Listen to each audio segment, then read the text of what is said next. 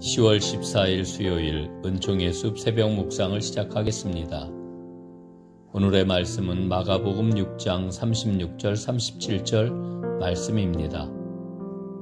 우리를 보내어 두루 촌과 마을로 가서 무엇을 사 먹게 하옵소서. 대답하여 이르시되 너희가 먹을 것을 주라 하시니 오병이어. 오늘 우리는 세례 요한의 최후와 오병이어의 기적 이야기를 살펴보려고 합니다. 세례 요한은 헤롯 왕에게 죽임을 당하였습니다. 어떻게 요한이 죽임을 당하게 되었습니까?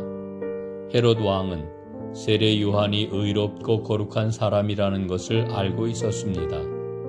하지만 세례 요한이 자기 동생 빌립의 아내 헤로디아에게 장가든 것을 책망하자 헤롯 왕은 요한을 감옥에 가두었습니다. 속으로는 어느 정도 요한을 존경하고 있던 헤롯은 세례 요한을 차마 죽이지를 못하고 있었습니다. 헤롯 왕의 생일잔치가 열렸습니다. 헤로디아는 이 기회를 놓치지 않고 자신의 딸을 통하여 세례 요한의 목을 요구합니다. 위대한 선지자 세례 요한은 한 소녀의 춤값으로 죽임을 당하였습니다.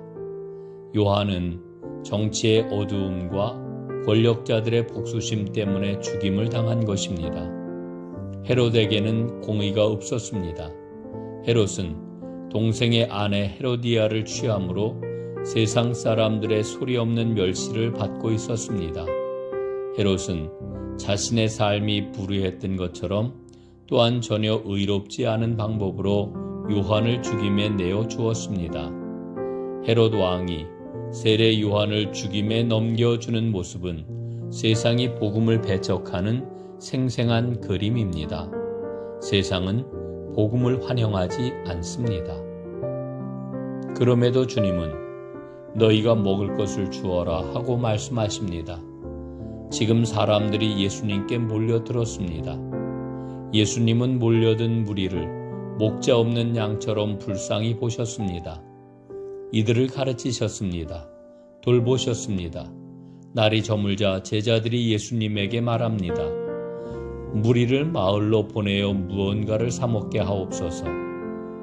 제자들의 관념 속에는 사람들에게 무언가를 요구하고 행하라는 율법의 원칙이 자리 잡고 있습니다. 그런데 예수님은 제자들에게 너희가 먹을 것을 주라 하고 말씀하십니다.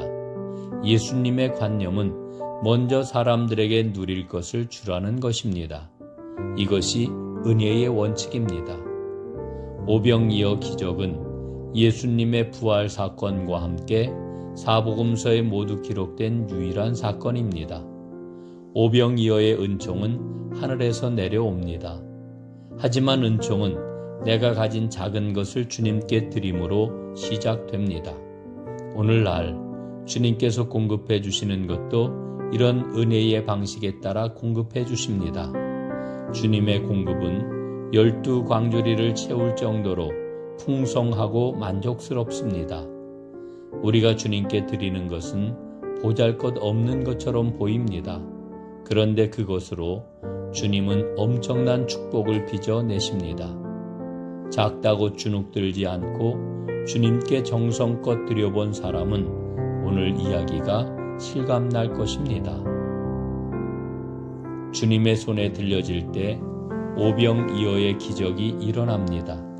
우리 입술의 말과 우리 손의 작은 행동이 주님의 손에 들려지는 오병이어가 되게 하옵소서. 아멘.